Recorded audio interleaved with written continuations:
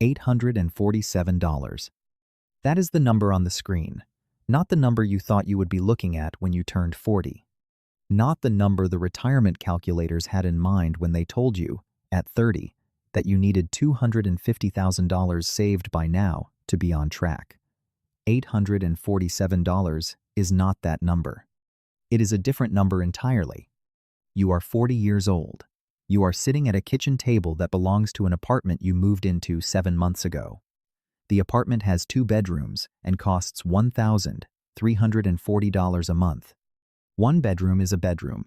The other has a desk and a lamp and boxes you have not unpacked, because unpacking them would mean you are staying, and part of you is still deciding whether you are staying. You are not here because you were careless. You need to say that to yourself clearly, because the noise in your head will tell you otherwise. A divorce at 37.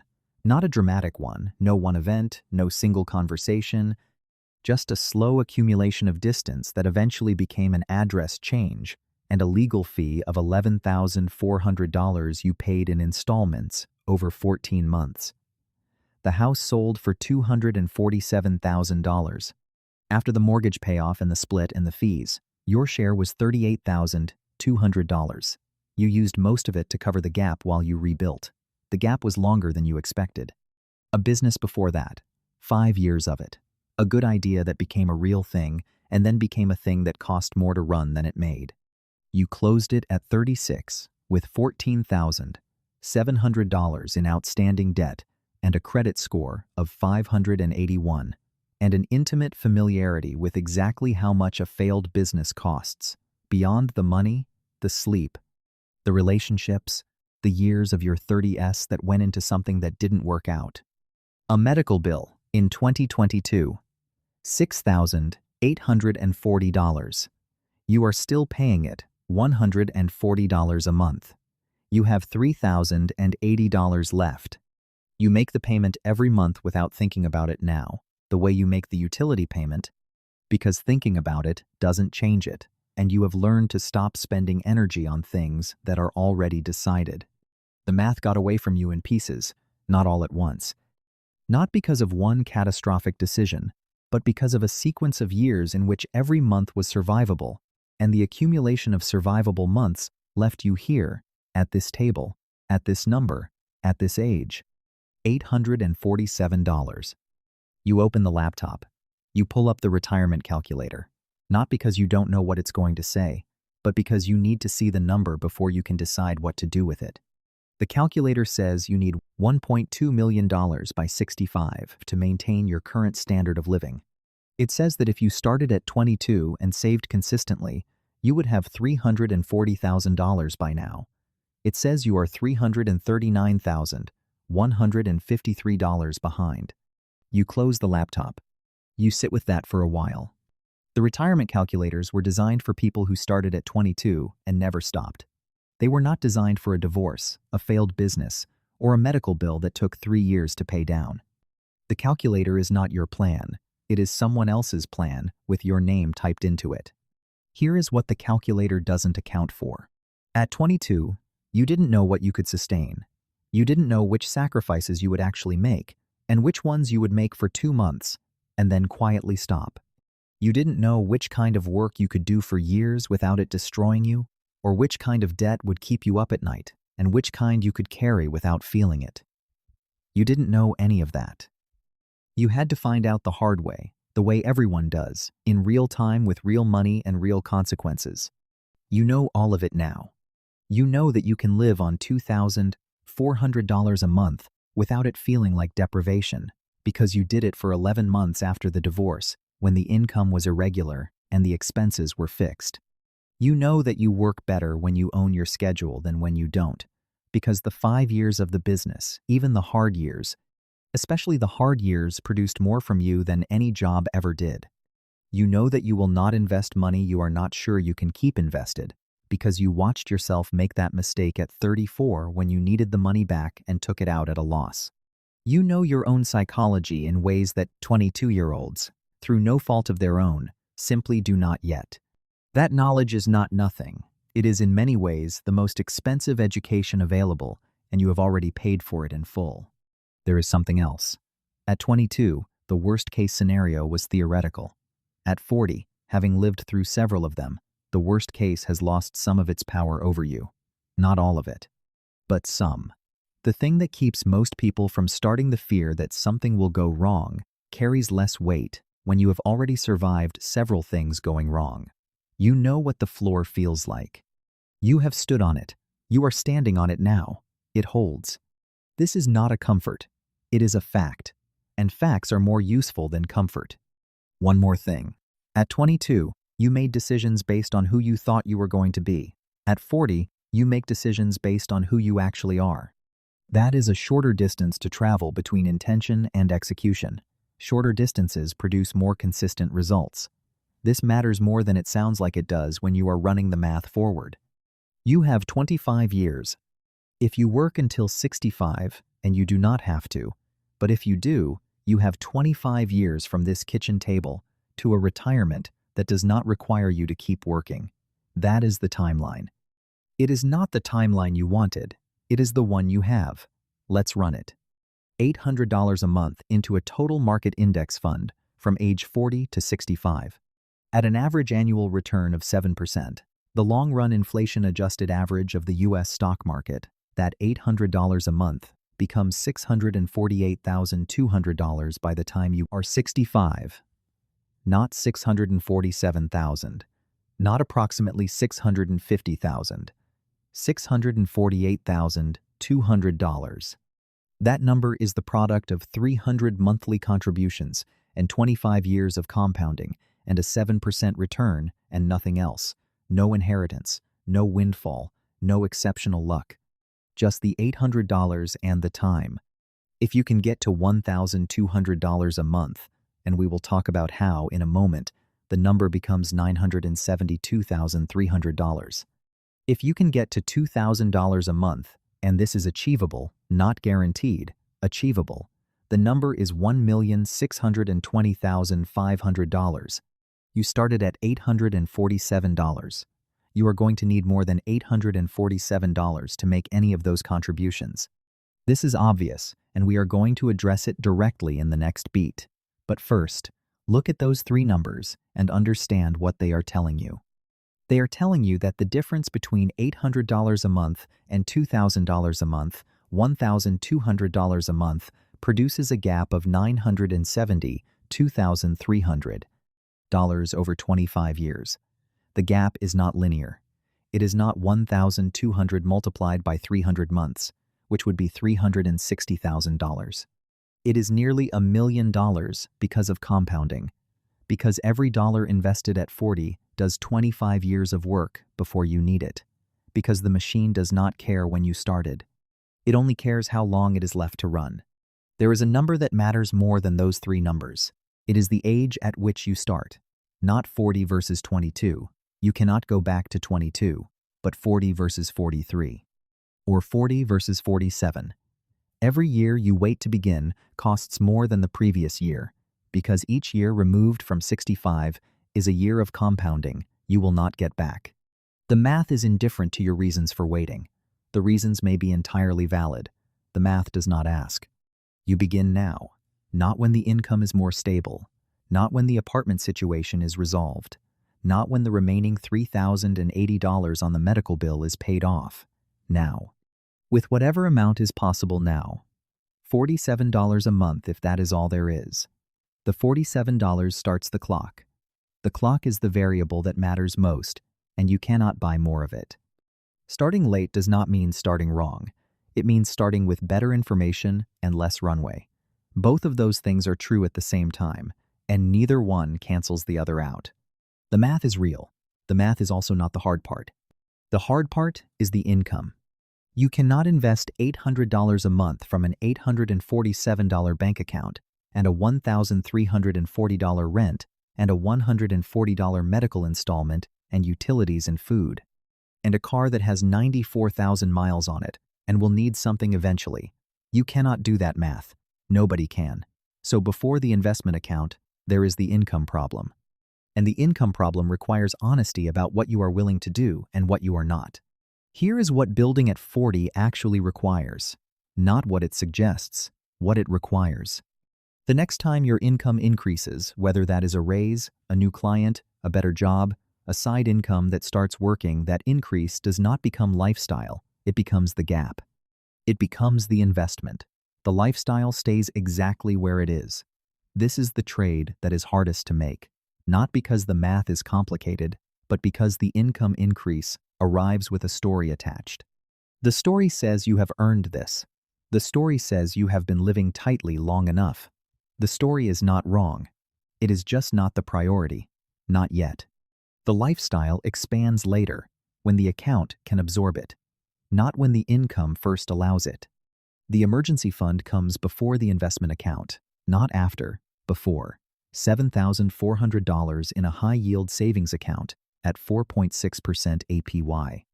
Not in a checking account, not in a mattress, not in an investment account where a bad month means a bad decision. $7,400, liquid, accessible, untouched. That fund is the reason you do not pull the investment account when the car finally needs the $2,100 repair. The fund is what makes the investment account permanent. You build the fund first and then you do not touch it. This is not flexible. This is the condition. The second income starts before 45, not necessarily a second job, a second source. Freelance work, a skill monetized, a small service built on something you already know how to do. Not a business, not yet. Not again if the last one cost what yours cost, but a second line of income. That means the job is not the only thing standing between you and the $140 medical installment.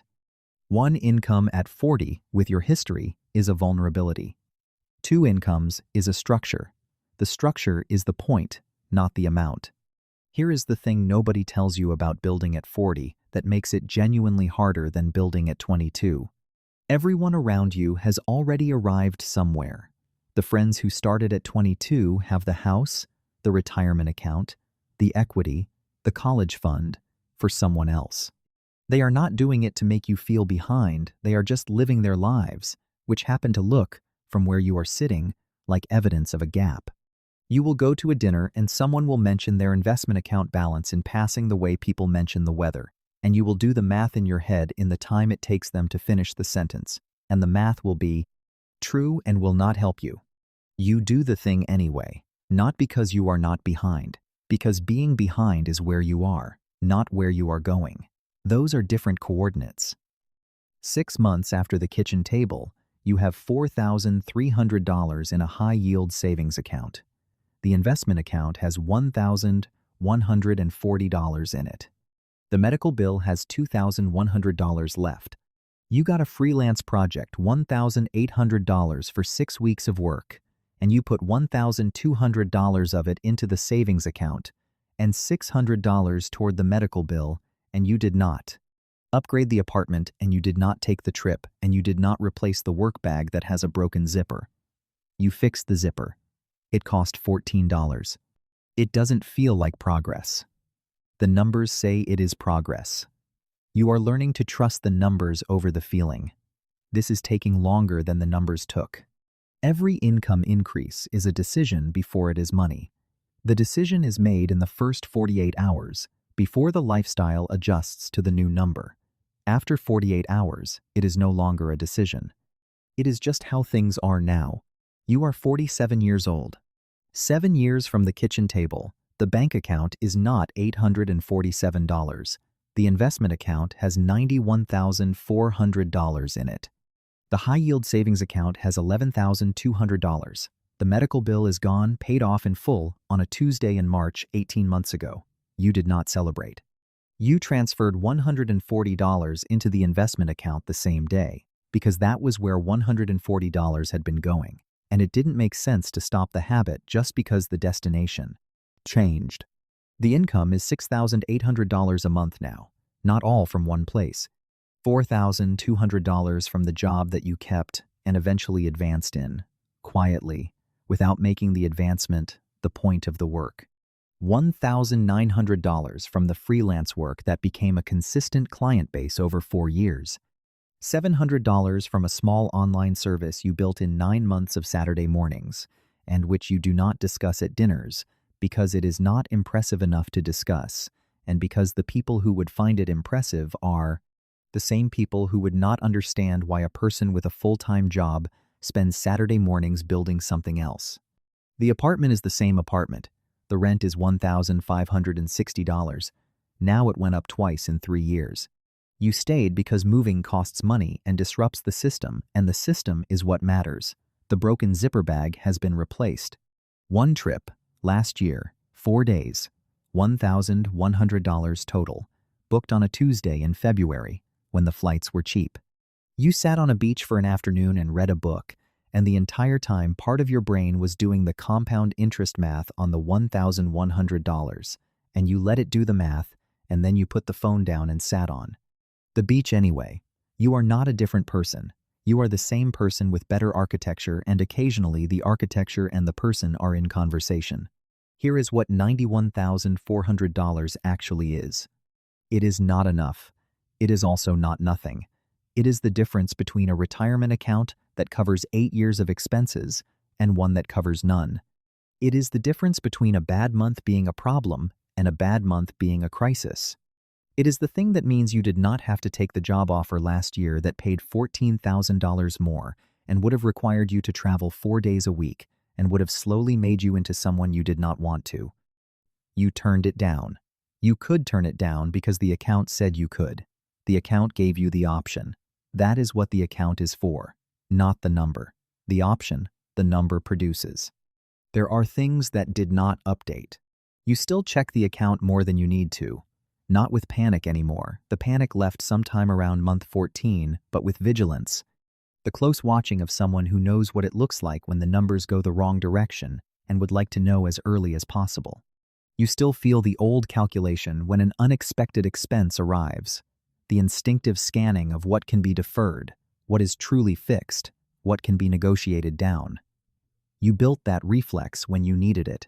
You have not been able to fully dismantle it now that you don't. You have made peace with carrying it. It costs something to carry. It has also saved you from 3 decisions in 7 years that would have cost significantly more. You are 47. You have $91,400 in an investment account, and $11,200 in savings, and $6,800 a month coming in from 3 directions and 18 more years before 65. The calculator, run again tonight on the same laptop at the same kitchen table, says you need $1.2 million. The calculator says that if you contribute $2,000 a month from here at 7% average return, you will have $1,019,400 by 65. That is not $1.2 million. It is also not $847. You close the laptop. You go to sleep.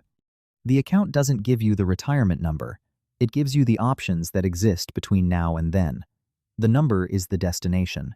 The options are the reason you built it. Somewhere tonight, someone is sitting at a kitchen table. The apartment is not where they thought they would be at 40. The number on the screen is not the number the calculators had in mind. There is a laptop open and a retirement calculator with a gap in it that looks, at this hour, at this age, like an accusation. They are not here because they were careless. A divorce, a business, a medical bill still being paid in installments. The math got away in pieces, not all at once. They are going to close the laptop. They are going to sit with the number for a while. And then, maybe tonight, maybe tomorrow morning, maybe after the week they need to just let it settle, they are going to open a different screen. Not a retirement calculator, a brokerage account. They are going to type in a number. A small number, maybe. A possible number. They are going to set it to transfer on the same day the income arrives, before the brain decides what it is for.